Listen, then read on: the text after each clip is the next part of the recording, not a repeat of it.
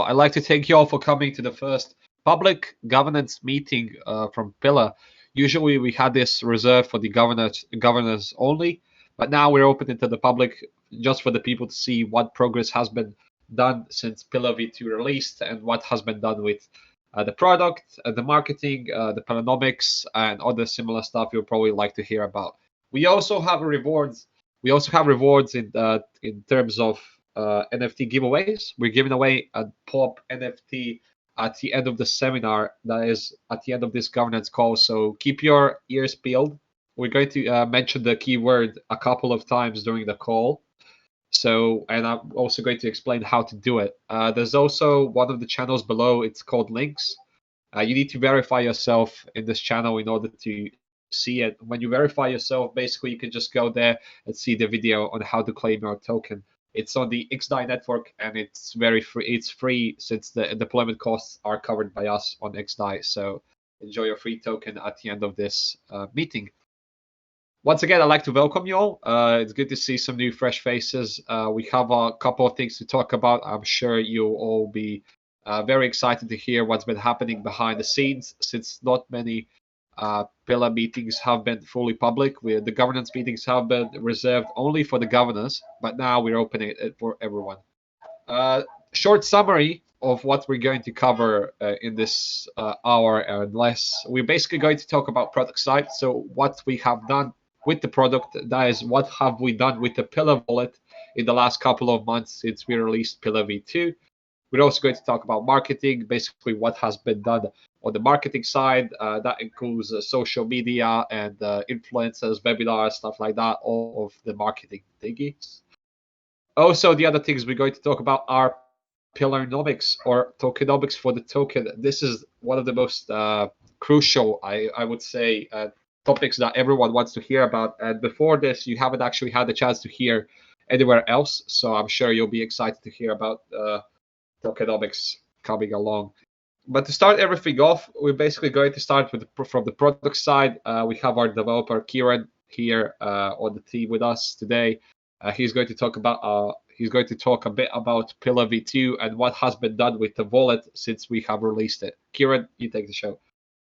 So a lot has happened, I guess. In the first of all, I just want to apologize for my voice. It might break up a little bit, so I do apologize, but I'll soldier on anyway. Yeah, so a lot's happened, I guess, in the past couple of months.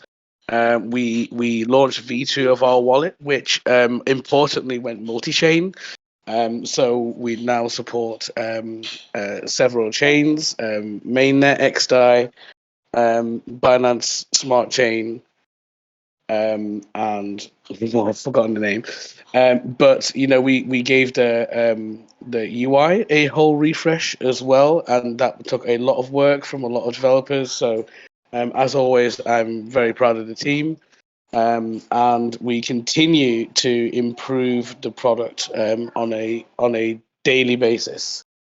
And we continue to release weekly, nearly every week, moving to a bi-monthly cycle now. But we're still steaming ahead. We're storming ahead. We're stabilizing the app. We're making it so the experience for the user is the best that it possibly can be. And this is basically what we're all about at Pillar. We want to bring this experience to you, and we want to give you the best Ethereum experience possible in this cryptocurrency space. So that's basically how things have been going. Awesome, thank you, Kieran. I'd also like to mention that I, as well as Kieran, we both are suffering from colds, so our voices might be a bit unheard, but I hope you can fully understand us. The rest of the team, I think, is healthy, so you shouldn't have an issue understanding them. It's just me and Kieran, I think. Anyway, yeah, I just wanted to say that other network was Polygon. I couldn't think about it at the time. I was just like storming ahead, and then it just like completely left my mind. So yeah, apologies for that. Yeah, for all of you just joining that aren't aware what Pillar supports, we basically support a lot of multi-chain networks right now. Implementation is possible for many EVM compatible chains, but the current chains available inside the Pillar wallet are Ethereum, that is Ethereum mainnet, and Other networks include xDai, Polygon, and oh no, I forgot the fourth one. Sorry, please. Binance Smart Chain. BSC, exactly. Binance Smart Chain. So 4 networks currently inside the wallet right now for you to use. The Ethereum network, of course, is the most expensive one to use, but the deployment costs for xDai, BSC, and Polygon are next to none. So you can always use those if you don't want to go to Ethereum. Next up, we have some other things to cover. We have marketing. This is basically how we used to go on the governors only chats. We basically covered the product side first, then we went to marketing, basically asking Jacek what's going on. Lots of the governors want to know what's happening, with social media and similar. Then we go on to governance, tokenomics, and all of that. But for now, I'll let Jacek take the wheel on marketing and everything that's been happening on that side. So Jacek, whenever you are ready. Thanks, Dennis. As I've seen you on the audience, I know that you've been taking part in our webinars. We had 2 great webinars since we've last caught up on the governor's call.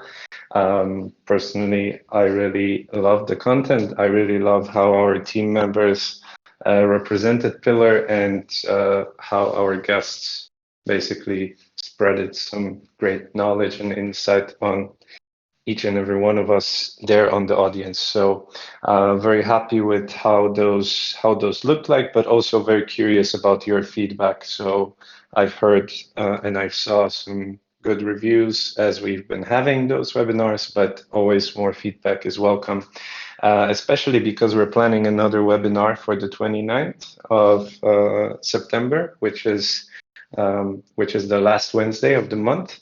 And we're in the process of locking guests and finalizing the theme for that webinar. And we're also looking slowly at programming events for October. So as I've said, all the feedback will be changed into better events then when we have them. Another one on the events side, we have ListCon sponsorship being currently finalized. We're going to be a community partner for 2 days conference. You might argue the main point of the Lisbon Blockchain Week that's going to take place in the second part of October in Lisbon, obviously. We can't wait to go to see our teammates, to network again with the wider community, and to tell them about all the new stuff that we have at Pillar and with EtherSpot. So that's coming, and that's something that we're working on, as well as some announcements for that event for the whole week. So stay tuned on that. We're as it has been mentioned, we're in the process of recruiting. We have 2 content candidates and 2 growth candidates that we are talking with and looking at their practical assignments and discussing their potential, them potentially joining our team. Unfortunately, not so good news from the social media front. We haven't got candidates that we would like to interview further or talk with further. So 2 things really here. First is looking for alternative job boards, which I'm doing right now. And hopefully we'll have new same ads in new places before the weekend. And the second thing, please help us spread the word. Tell people in your network or marketers that have some experience that fit the profile to apply, to let us know about themselves. And if you can, please help us out with finding the right people. Finally, we went live with QuickSwap Dragon Syrup program. We're seeing new people talking about Pillar on Twitter, which is great. We see new faces in Telegram and a lot of comms in QuickSwap channels, which are pretty engaged. And that's definitely a good thing and something we wanted out of that campaign. I hope we can even get better results if the Wallet Connect would let more people use the Polygon bridge, because personally I haven't been able to use that, and I would love to be part of that. So I hope that Wallet Connect, which gives almost all of us in the space some problems right now, which we're also looking at addressing and approaching from a different in a different way, will let us even make will let us make those QuickSwap results, Dragon SERP program results even better. Last but not the least, Pillar is now listed on BitGlobal, which I believe is great news for everyone. We had a trading competition that started for that listing, and basically 400,000 Pillar will be divided between people trading and depositing on BitGlobal exchange. We had yesterday an AMA with Michael, where he was explaining our project to the trader community of BitGlobal and answering some of their questions. And it looks like it's starting to pick up some traction. We're seeing the volume slowly going up, so we're hoping it only gets higher from here. I'm sure there will be more questions in the Q&A section, and I think that's it from me for now. Awesome, thank you, Jack. I'd just like everyone to know that at the end of these governance calls, meetings, we leave some room for the questions from the governors. It's been 3 weeks since we held the last one, so there is a ton of questions. So we're going to leave some space, maybe 15 to 20 minutes even, to answer all of these questions. So these questions always cover a variety of subjects. They can basically be anything, They could ask about the team status, they could ask about development status, they could ask about basically anything. So we are always happy to cover that. In the next public call, if it's going to be held, we're going to try to open to the community so everyone can ask questions, and then we'll try our best to get the time to pick some of them, so you all feel involved. We don't want to reserve this for governors only, but for now we have to, since there is a ton of questions, and having any more than that wouldn't be just in the time frame possible. Follow up on that, we're going to talk about governance for a bit, governance, everything around that.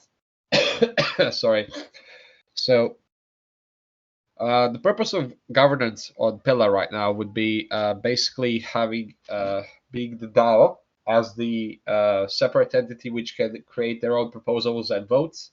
So far, we had a few successful proposals using snapshots to integrate some things. QuickSwap, Dragon Syrup would be the last one we had successful. The second one that passed that still hasn't been implemented is we had a vote on going on to PancakeSwap farms, but at the current moment, we still haven't got a proper response from PancakeSwap for the listings, since they are very, there's lots of inquiries. We aren't the only one who want to go to the farms, but we'll try to chase them, and if until the end of the week nothing more happens, we'll try to search for alternative solutions. Other than that, we want to encourage every single one of you, even if you are not in the governance channels, and even if you do not want to join the governance channels, if you wish to improve Pillar, you can suggest your own proposals, which can then be sponsored by the governors inside the governors house. So this is how the process works. You basically go to any of the Discord channels, Telegram, any social media site that could be good for discussions. You can go to Twitter even. We really support anything, but I think the best place for discussion is Discord and Telegram. So you go and you share your idea with the Pillar team and the Pillar community, and if the idea is accepted, we can make a proposal and even implement your ideas into the future of Pillar. So we always suggest that if you have any exciting projects on the side or anything that you want to chip in and help Pillar somehow, you can always share your ideas here, and we'll be happy to add some back any way we can. So one more important thing that's definitely the most talked about, and I'm going to leave the stage to Aldin right now, since he's the best one to be talked about to talk about this. So tokenomics and Pillarnomics, actually, to say it in Pillar's terms. Basically, everything surrounding the Pillar token, and it's been a very requested topic to be talked about. So, Aldin, I'll let you take the wheel and say what you have in mind. Thanks, Dennis. Thanks everybody for joining us. If you have been following our, forum closely, you've known some time about a certain roadmap about tokenomics, but also foundation that needs to be implemented in regards to this. So we had a vote a while back regarding that prioritization of like how do we go best about like the product integration. So the one of the most voted on items was a fee capture mechanism, meaning that the swaps that are conducted inside the wallet will be applying a fee, for that. That's the foundation for capturing some of the value of our users and then using that fee to either, decide as a DAO, like should we use these fees to like buy more tokens off the market, the pillar tokens itself, or should we not be doing that or leave it in some different strategy? All the other items, before that was a in-app multi-exchange swapping, so we can swap on BSC, on Polygon, and xDai, and capture some of those fees on that. Now, the more interesting one was the proposition regarding staking. So staking, the initial thought process here was, to reward our pillar token holders for not creating sell pressure in the market. So the proposal is very simple, to be honest. It's a 1 month lockup, 3 month lockup, 6 months and 12 months, and then tied to this lockup, this staking mechanism, more functionality that gives more utility to the pillar token holders. So if you want to go through it, please check out the forum. There's a nice article about that. Now it's an easy thing to do to just reward pillar tokens to stakers, but we've been discussing internally as well a new kind of proposition. A proposition for the DAO that will come into a proposal of like using some of the pillar tokens that the DAO has, not only to reward users for staking, but also think about could we do more from an asset management perspective. And the idea has been played around with and requires more investigation and more research, which is why we haven't published anything yet on the staking API modeling aspect about using some of the staked funds from pillar token holders to invest into projects that would appreciate or give us a return for the DAO, and then using it again to buy more pillar tokens off the market. Now, there's a couple of caveats here. We have a lot of liquidity providers which have been rewarding quite significantly, and they're amazing. It's like what was the TVL on that? I think it was like about 2 million already on 2.7 million on Uniswap. So we need to be careful. First and foremost, we need to be careful about not providing more pillar rewards for people that are just staking over the people that are actually providing liquidity, which is a very crucial service for us because it provides an avenue for people to buy pillar tokens in a non-custodial fashion, so they don't have to sign up in a centralized exchange to get those. So the update on that is that we're working on this API modeling. In the interim, the fee capture is being implemented through the product. And secondly, we're also working on the UI implementation. How will this look like in the wallet as well? So those things are being processed right now through our implementation process, which is like in 2-week sprints. So I'm going to be excited to hopefully we'll get this done and promote this proposal to the DAO, because on the asset management side, it's really interesting for us to think about like what would be a good investment strategy for us, to partake into certain protocols. Is it like deploying into Curve, which is a more stable coin proposition? Is it more risky avenues? Is it even NFTs? When like as a DAO we can start exploring this, and I know there's a lot of sales going on, there's a lot of uptake. So it will be interesting to start this discussion internally inside of our DAO to think about like what will be a good avenue for us. So yeah, that's the update on Pillarnomics and tokenomics and what we're working on.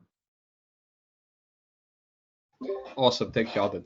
So I'm just going to chip in a bit about the NFT rewards. I know some of you are here, just to get them. But first of all, what you need to know about the rewards is that they're on the xDai sidechain, which means you cannot claim it.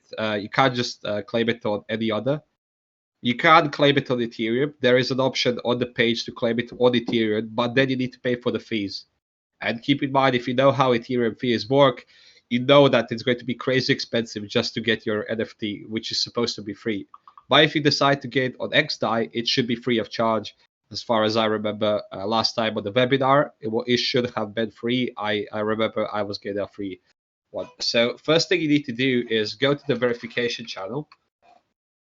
When you go to the verification channel, you'll see the little green, tick. You just need to type in like /verify, yeah, and then you'll see that the server bot has sent you a message.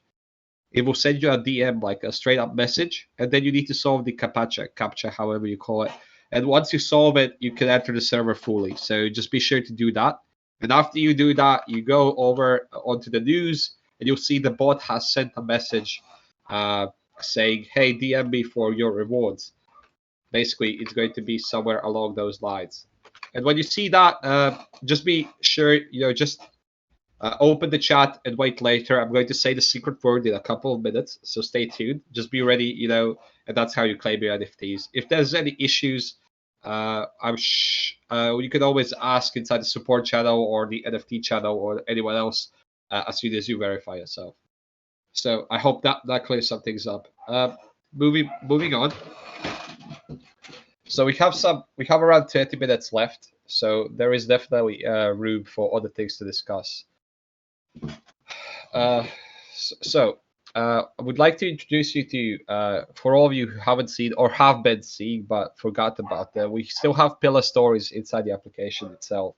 So when you download your Pillar wallet, when you create your account, everything around that, we have a help forum, which should help. Sorry, we got some background noise. So when you download the wallet, install it, everything around that, you should. One of the first things you'll find interesting is the Pillar stories, which is like same ones that basically are on Instagram. Like it's the same premise. It's on top, and you can't miss them.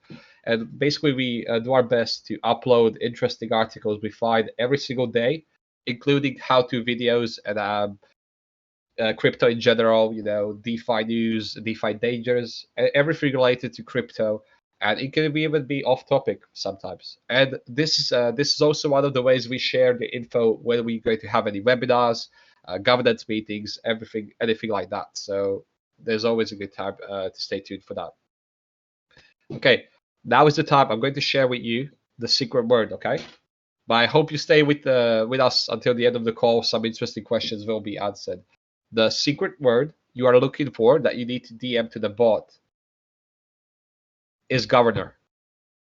Governor, like the governance has governors. Governor, like a single word.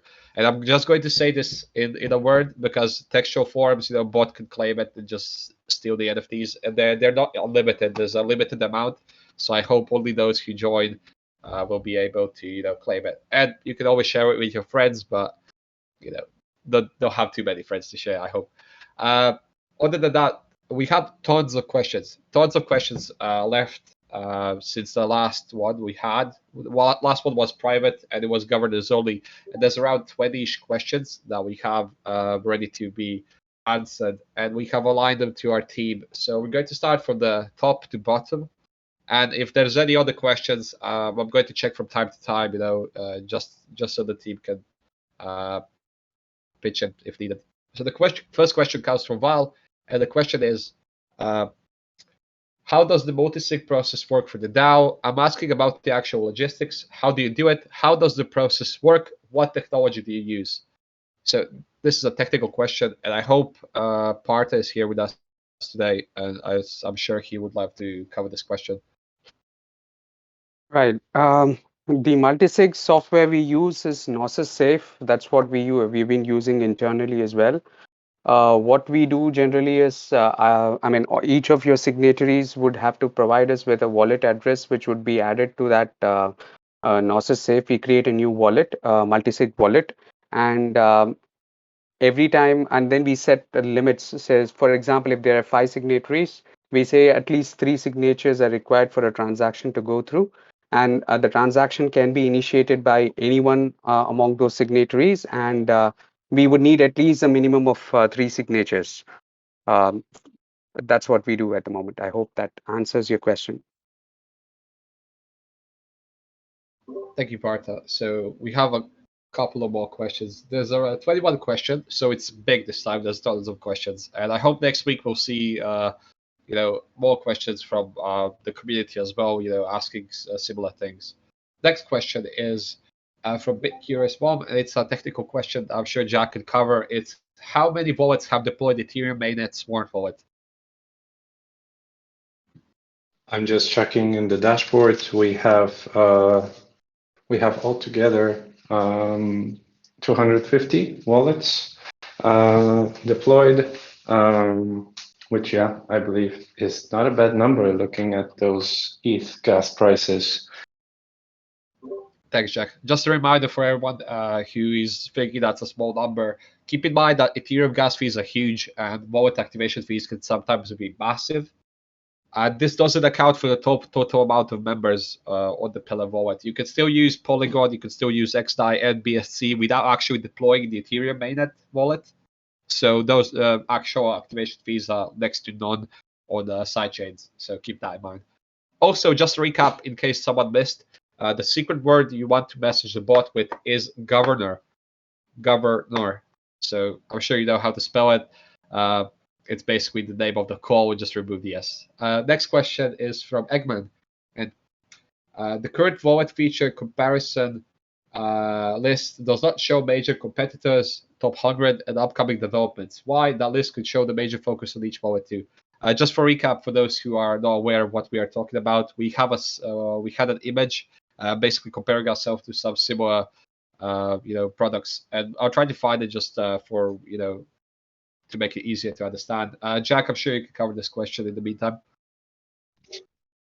Yeah, I mean, the first thing here is that this is a very simplified comparison that we're using to onboard new content creators, new community people, just so they clearly understand where the differentiators and USPs of Pillar are.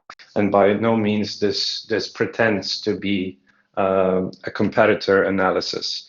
We have a document that's pretty big. It goes back for 5 years, almost 5 years. Since the very beginning, we've been looking at similar solutions. At first stage, we've been comparing ourselves to all kinds of personal data storage solutions and hub of all things kind of networks and solutions. While now we're still keeping track of what's happening in the industry, but looking more towards DeFi products, towards crypto wallets and such. So this document exists. We are keeping track of our competitors. We are looking at what they are doing, what kind of solutions they are implementing, what kind of challenges they are facing.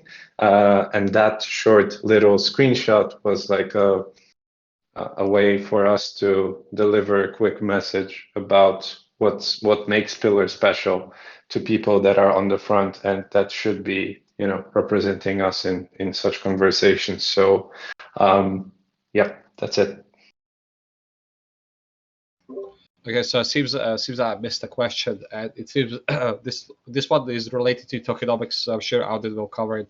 Assuming the current tokenomics ideas will not pass a snapshot vote on a proposal, will team do coding for tokenomics anyway?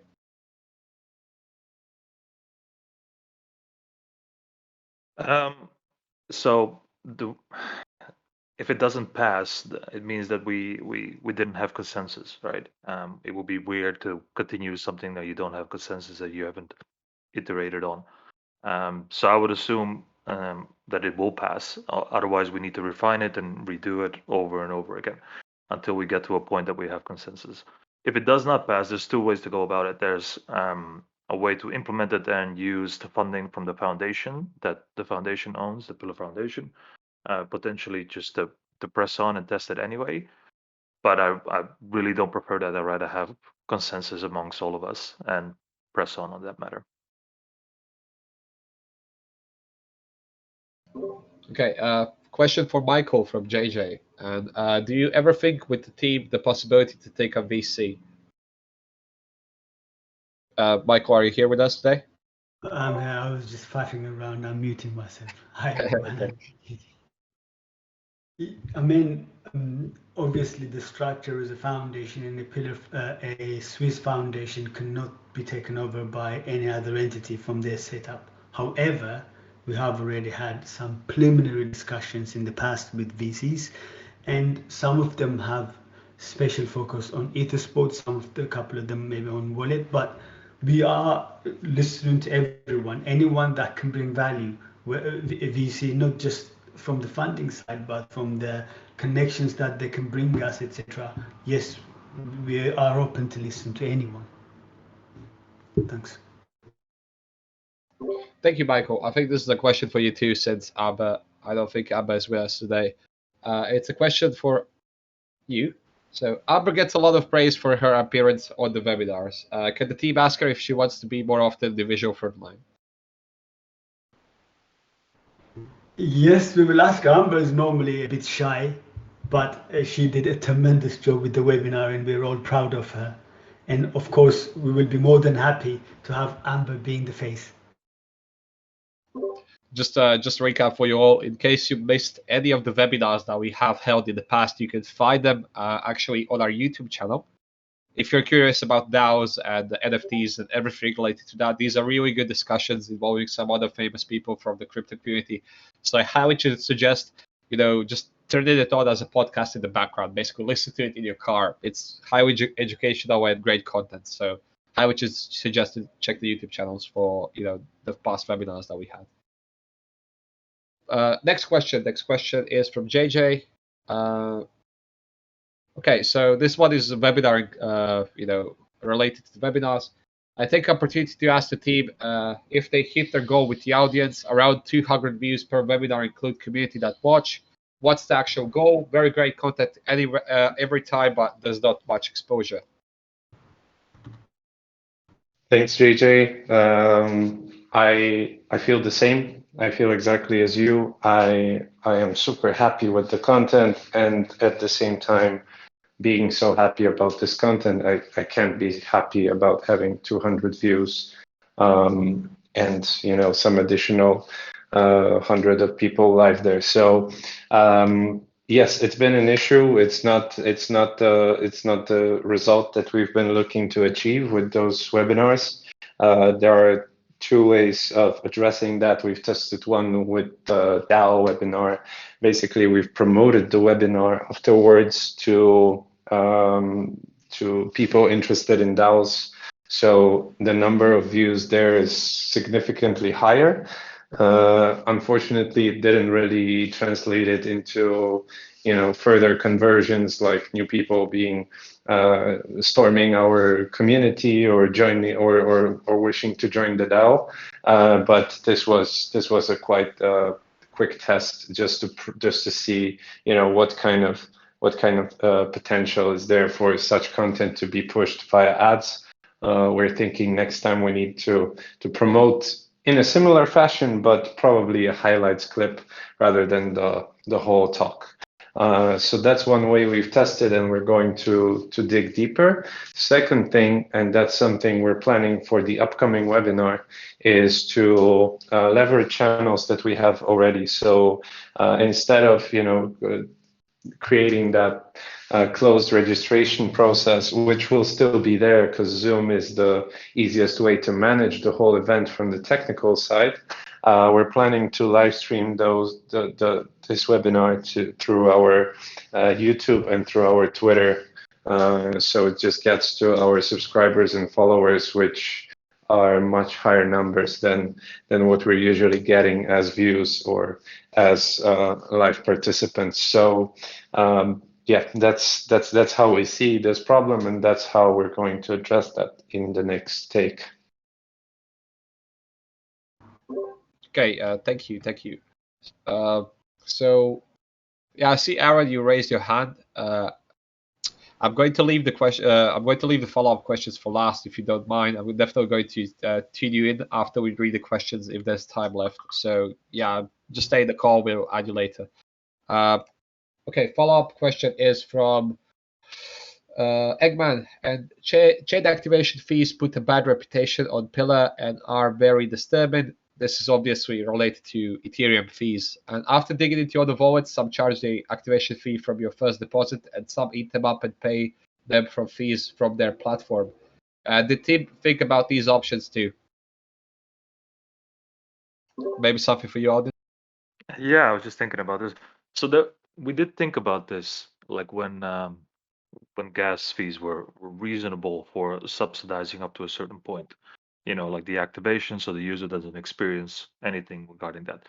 We've also thought about, using certain fees or like a draw mechanism. For example, we'll give away the activation for 1,000 wallets on Ethereum to be free.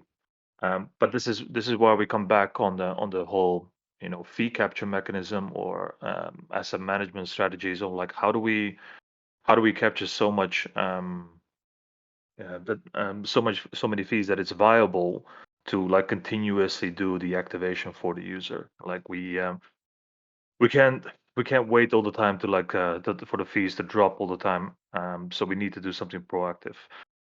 But having said this, we do have that aspect of the multi-chain, and I know it doesn't solve the problem for Ethereum in per se, but if you are using Ethereum, you should be aware that the costs are, they skyrocket from doing a simple transaction from like 25 USD to like 100.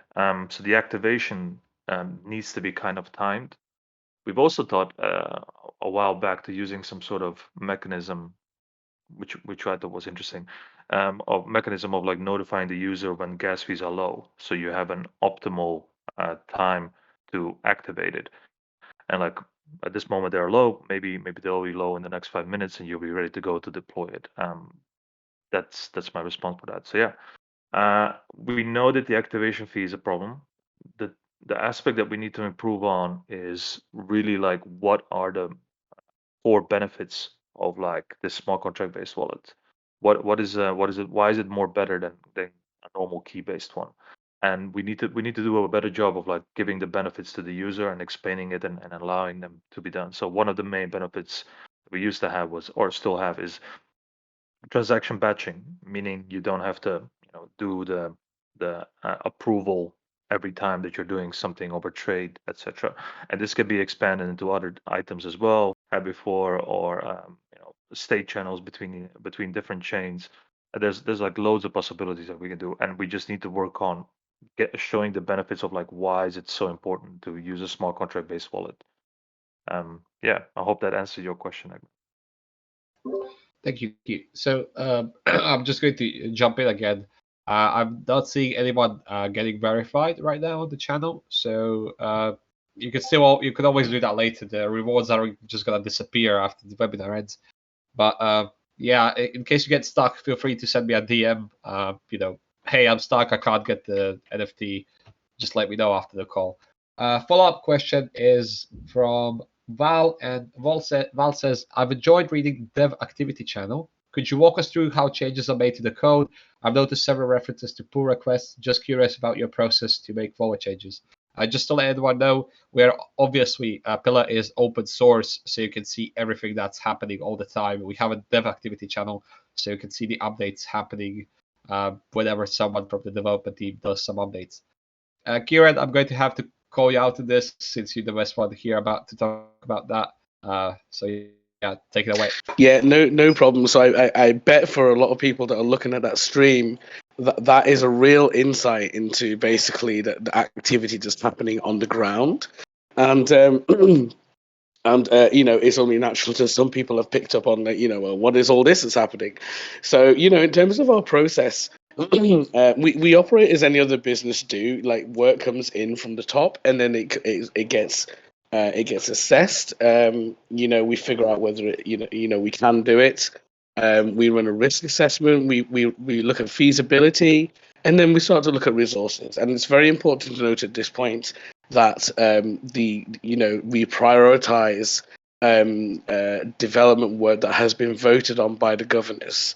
So we have this spreadsheet, for example, just an example. We've got a spreadsheet, and everything that has been voted in by the governors, like it's highlighted in green. And these get prioritized, and they enter our internal workboard. Once they enter our internal workboard, it's my job to figure out all the requirements, gather out everything that's needed, make sure the developers have got everything they need to be able to continue the work and do the work effectively. And then from that point onwards, once the work has been completed, once the work has been completed, it gets peer reviewed by several other developers where possible, and then this is where you start to see the dev activity channel start lighting up, because other developers are starting to make comments, suggestions, improvements, and then what happens is that code is merged into our main branch, where basically all the finished code goes. Now, once that is complete, and we are ready to, they call it like cutting a release. We slice the code off, and this is the next version of the app. And then what happens is that goes to our QA team. And once our QA team approve it, this gets scheduled for public release, and then eventually it hits the Google Play and Apple app stores. So that is the process, and I have to say I diluted it quite a bit. I simmered it down, just to not to bore you guys. So I hope that was insightful, and you can always talk to me about the processes if you're curious to know more. But I've always said, as Davis mentioned, the project is open source. You can see everything on our GitHub. And if you want to know what's coming up, you only have to go to GitHub and have a look, and you will see it for yourself. So if you like to see a sneak peek of what's coming, that's the place to go. Thank you, Kieran. That was interesting. So, just a warning, since we had another issue, we seem to have this issue every webinar with at least one person, and I'm just going to warn you, especially old users who still use the legacy wallet. Be careful when trying to claim your NFT. I mentioned that it's an xDai NFT, which means basically that you cannot claim it with Ethereum unless you specify otherwise. But if you decide to claim it on the Ethereum network, you need to pay for the Ethereum fees, which are huge. So my suggestion is try to claim it on xDai. And xDai is possible to be claimed on the new V2 wallet. So for new users who haven't used the wallet before, just downloading it now, and just the first thing you're basically going to have in your wallet is a new NFT. So that's always a nice thing to have. I'll stay until the end. Everyone who has any issues related to that can DM me, and I'm sure we could solve the issue later on. But for now, just more questions. We have around 10 minutes left, so we're going to just run a bit through this. We have 10 more questions left. Do we have a roadmap utility for the token? We have some details, but never the date about tokenomics. This is you, Mary? So dates, it's difficult to put dates. It's always like there's a lot of components that need to be worked out. Like for example, like the one that I've just given you about APY staking. For example, that's an easy thing to do. It could be easily implemented. The problem was like the focus shifted. Could we done this better? Could we do this better? So giving out dates is very difficult. Because it's such an agile environment, we basically just start like listing the items that need to be implemented, and then we put it through the Scrum process, and there's like a 2-week delivery flow, and then hopefully if no problems arise, they are delivered, right? So giving a full roadmap never really works, because if I can give you the 11th of October and then we don't hit that date, you're upset with me because I said the 11th of October, for example. So it's better just to keep you guys updated on like where we are, what have we accomplished. For example, what we did before, which is in-app swaps, the multi-chain integration, now the fee model, now the UI interface for this tokenomics aspect. And we'll go as fast as we can. We always have been doing that. But dates, I wouldn't commit to any of them.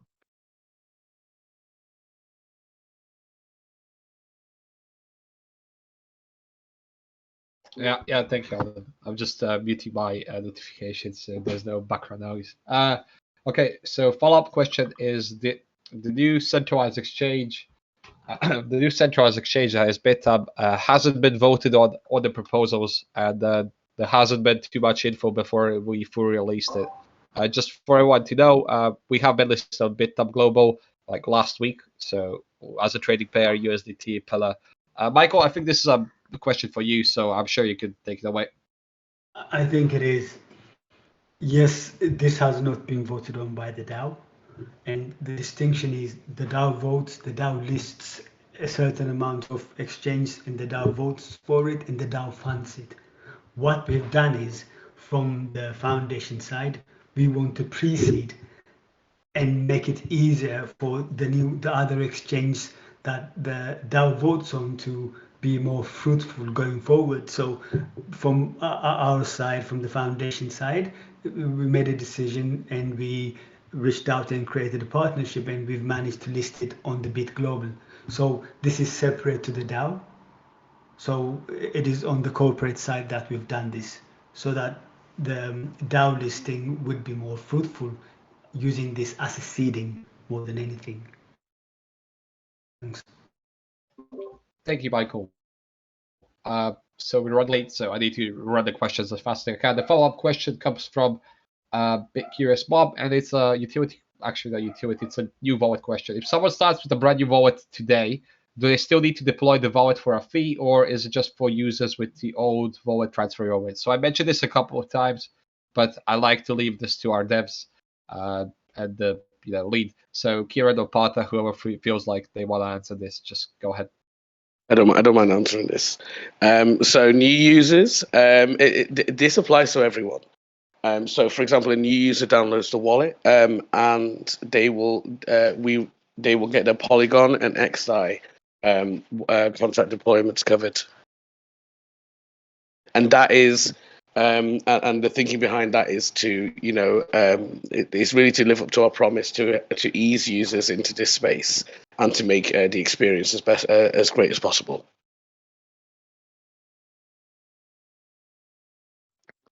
I'll leave it there because I know time's running short. Yeah, thank you. I'm just trying to find the activate button that was answering a message. Follow-up question is, what's the status of YouTube partnerships with creators? This is Michael. Do you want to take this with YouTube partnerships, or is that a Jack question? No, I could take it.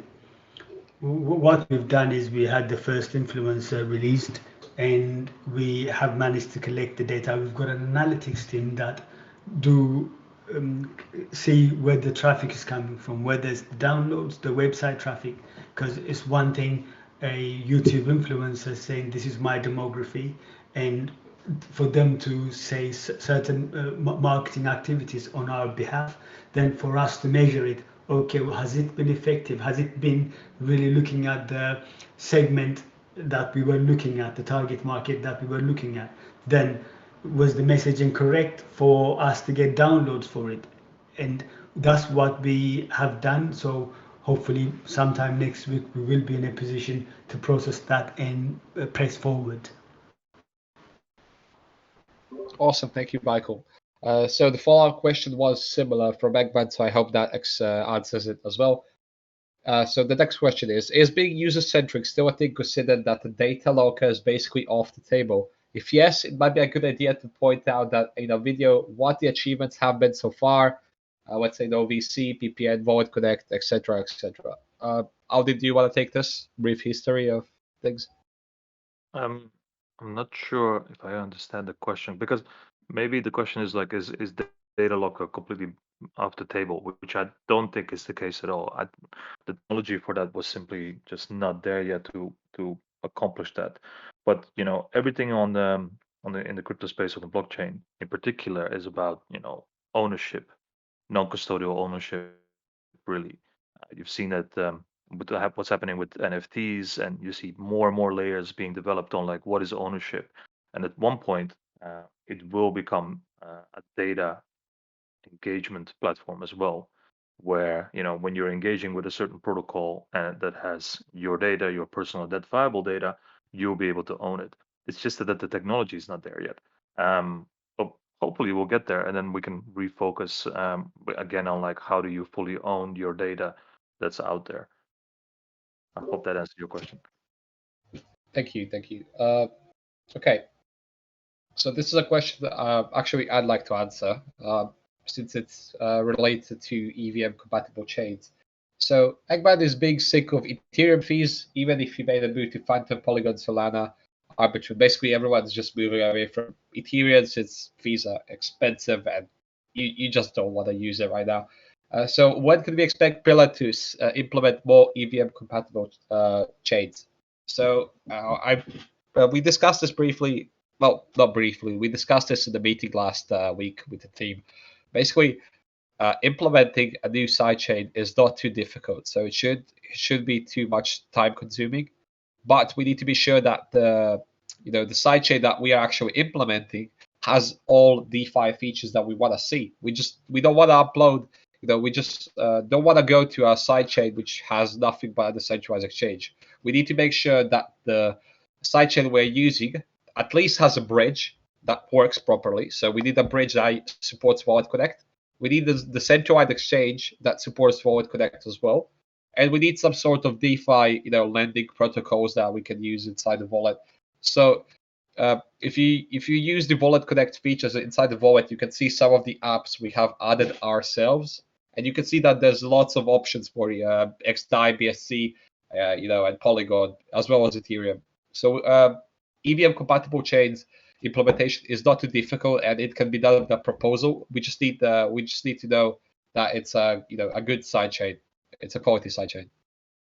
Can I supplement to that? Yeah, sure. The real question is like, why do you need more chains? Like most of the liquidity right now that we're seeing is on Polygon, Binance Smart Chain, etc. And the question is like, we can keep on adding new and new chains and stuff like that, but why do you need more chains really?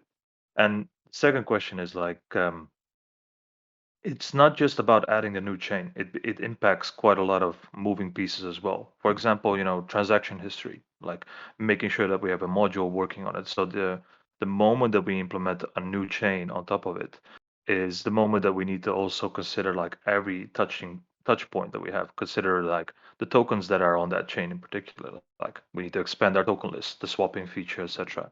The transaction history that I mentioned. It's a lot of moving parts, and I'm always curious, like, why do people want more and more chains? I don't understand that when you have like very low fee, you have the most liquidity.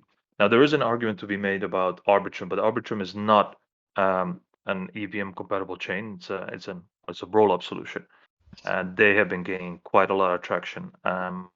If you guys check on the website l2beat.com, it's skyrocketing, really. So I would argue instead of more chains, we should, potentially look into either roll-ups on Arbitrum if we see that they are a clear winner and we see a lot of liquidity, a lot of activity going on there. Why not consider that instead of another chain? But that's something for the future to be decided. Right now, it's the low fees are there, especially on Polygon. It's super cheap to do all that stuff, and you have a lot of liquidity.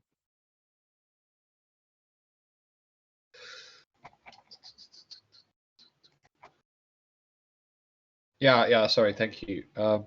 So I'm just checking the time, and it seems like it's exactly 1 hour from when we started, and we have a couple of questions left, and I'm sure the team will happily answer it later on, and we'll also save some of these questions for the next call in case it doesn't get answered. But we hope to answer it via chat anyway. For everyone who's been missing, the keyword for the pop bot is governor.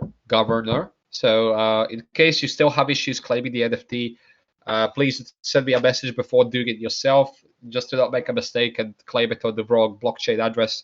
That seems to be happening quite frequently with users. It's a mistake that can happen. I can't blame anyone for that. So I hope you like the first public governance meeting that we have.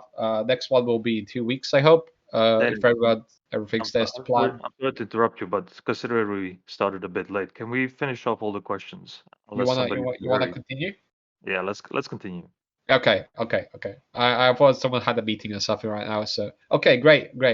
In that case, we're just gonna stick around for a bit longer, just to cover the questions. So 4 questions left, plus something in the Discord. I hope we have time for Aaron as well. So the questions are from Eggman and CryptoR and Be Curious Mom. And the question is, how would the partnership between Unlock Protocol and Pillar look like? Do they already use Etherspot to recommend the Pillar wallet? This is a question for Amber, but unfortunately Amber is not here, so I think Aldin could cover it. Actually, I was in touch with Amber Case, who was on our webinar. She's a strategic advisor to Unlock Protocol, and we have had this discussion about like what would be a good use case and between Unlock and how Etherspot could potentially be used. We haven't come to an agreement. It's very if you guys are not familiar with Unlock Protocol, it's a very cool mechanism of creating locks in the form of NFTs that gives access to content. I couldn't figure out a good use case that would involve Etherspot potentially. That would be an implementation that allows users to create more easily the Unlock Protocol. But for now, I think their priorities right now is like getting more traction and getting more people on board it. But the user experience could be improved potentially with Etherspot. So we'll keep talking. I don't have a good way forward for that in particular, to be honest. Thank you. Okay, 3 more questions, and the rest of them are maybe somewhere in Discord. Besides, this is just the beginning long-term project. You are not. Sorry, this is more of an I don't understand this question, so I'm going to go to the next one. What are you doing to prevent a supply chain attack? I think you all heard of the last one where SolarWinds was targeted. Just curious to know if you have implemented something that prevents an intruder from injecting a malicious code into your base code. Hacking question. I'm sure that'll take us here. Wow. Pass this question over to Partha. It's a very interesting question. Couple of things here. Within our existing code base, only members of the team are the ones who are allowed to submit. Obviously it's an open source, but our code base, what we merge to our main branch is gets reviewed by one among the team, and only if we are fully satisfied, we allow that to be merged. But there is still a possibility, because we do use third-party libraries and NPM packages which could have had such a malicious injection. So, at the moment, we are part of a few of these security forums where we check for a NPM package before we use it, and we only use ones that are consistently or used quite popular among other open source projects as well. But I'm not sure whether it's a complete foolproof solution. This is a problem across the industry, not just specific to Pillar, but we will continue to look at how other projects are dealing to resolve these issues, and we'll try to follow that as well. I hope that answers your question. But if you're not happy to ping me on Discord, we'll take it from there. Thank you. 2 more questions. I finally understand what the previous question was, and it's from Egman. And what is the bigger goal of the Pillar project, especially the wallet, as the future comes? Michael, this is maybe a question for you. The biggest goal for Pillar is to get adoption, whether it is in the wallet app or through Etherspot, the wallet infrastructure.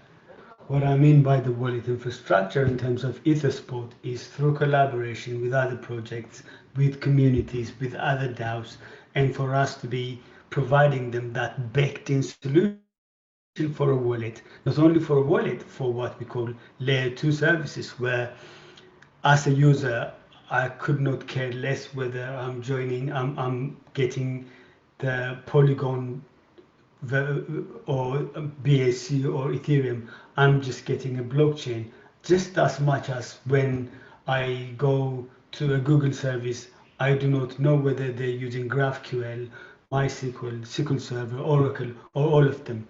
I don't care. It doesn't bother me. I'm just a user. So in this case, through Ethersport, that's the avenue we are trying to open with various collaboration. So if this collaborations we're trying out work out, we will be getting the mass adoption through the back door for the newcomers, the new people that interface through these communities to these DAOs that are springing up everywhere, and through these NFT DAOs, etc. So adoption is the key for us. Adoption will take care of itself in terms of token, etc. Once we get the adoption of that sort of magnitude, the revenue comes in and the revenue is channeled to the DAO, etc. So that would take care of itself. Thank you.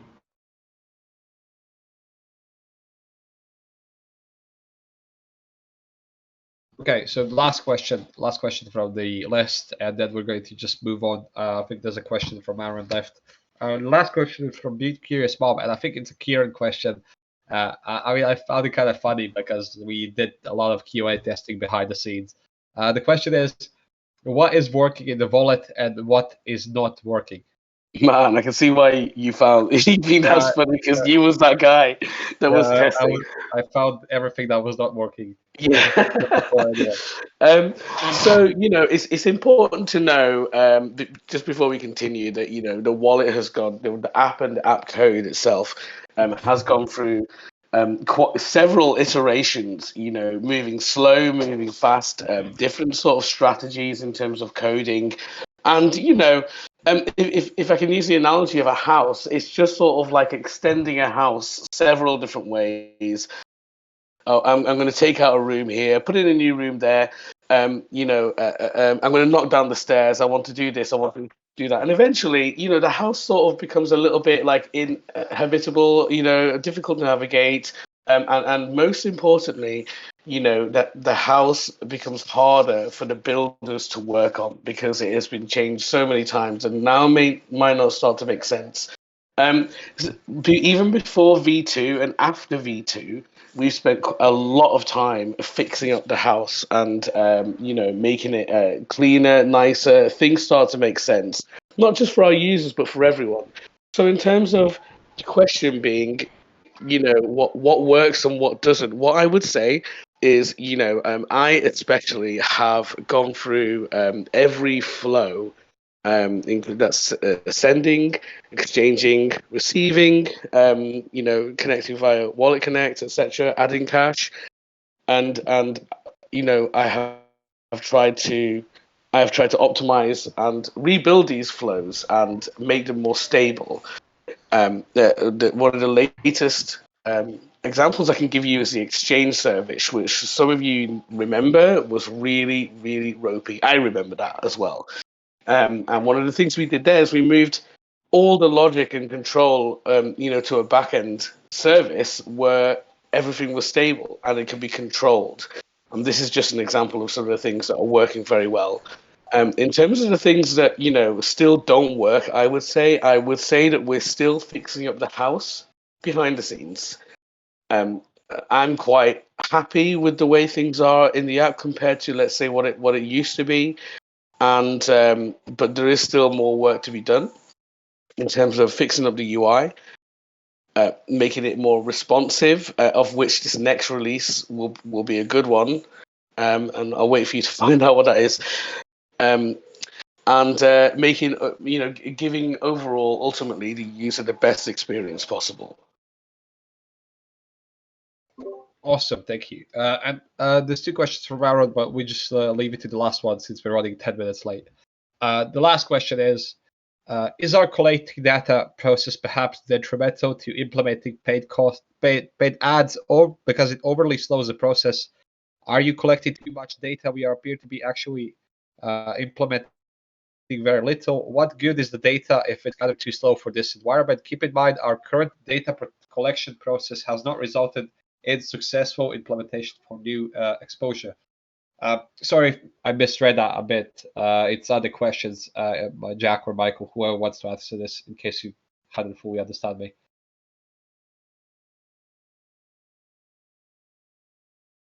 If you want, I can just reread the question. I didn't quite get it, so I'm going to stick Jacek up. Oh, Jacek should answer this.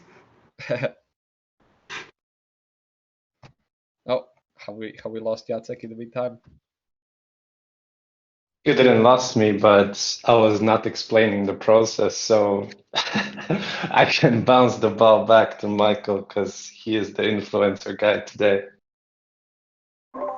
So just rerun the question for me again, please. I didn't quite catch it. Okay, you can read yourself. I'll try reading it again. Sorry, I'm battling with the cold. You know, it's a few complicated words. It's not easy. Okay. Is our collecting data process perhaps detrimental to implementing paid ads because it overly slows the process? Are you collecting too much data? We appear to be actually implementing very little. What good is the data if it's gathered too slow for this environment? Keep in mind that the current data collection process has not resulted in successful implementation for new exposure. I hope that one sounds better. I was still battling with a cold. Okay. I think if the question is how much data do we collect from users, I suppose the technical guys can tell us. But I mean, we do not collect identifying data of who is the wallet holder. We collect data on specific wallets and how much we basically interact with them, etc. So in terms of using that Sorry, for Michael, sorry, let me interrupt you there. I think the question was, Aaron wants to know, are we collecting too much data with respect to marketing initiatives? And he's asking if the data that we are collecting, I mean, the delay in collection of this data is being detrimental to us implementing any solution based on that. Oh, I mean, you're talking about marketing data as Exactly. we've collected from the influencers and that kind of stuff, Yes, or yes, on the oh influencers and no. other aspects. Okay, that data has actually come in, at least for the first influencer that we had. The data has come in and it's come through our analytics, it's been reported to us. So now we're just looking at it and making a decision in the coming week which way to go, whether it is the right influencer, they have the right market, and the messaging that they present is the right one, because if they're not framing it, yes, we pay X amount of time and those people talk about us, but it would be a branding exercise. It wouldn't be a call to action exercise. So we're trying to link what was said by a certain influencer and what exactly happened based on that. Did we get a visit to our website? Did we get a stream of people coming to the app stores?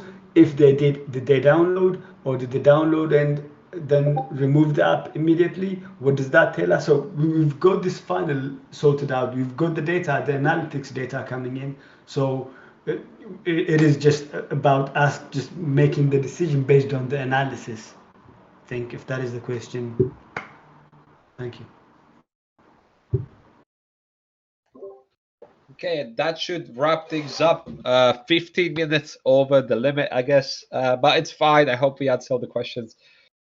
Keep in mind, we'll be having the same thing basically next week, so we'll definitely take the time in to answer the questions as well. Thank you for joining our first public governance meeting. I see some of you are left. Some of you are still here. In case you have issues claiming the NFT token, please try to verify yourself in the server first, and then you can go to the support channel and ask our support team for help. They will instruct you every step of the way if needed. Until then, I hope to see you 2 weeks from now, same time, everything basically, and then we'll cover the things that have been happening, in this past 2 weeks. It should be a bit, shorter on information, but it should be more, thoughtful. Thank you for joining. I hope to see you again. And for now, bye. Bye. Goodbye. Thanks. Bye, guys. Bye bye.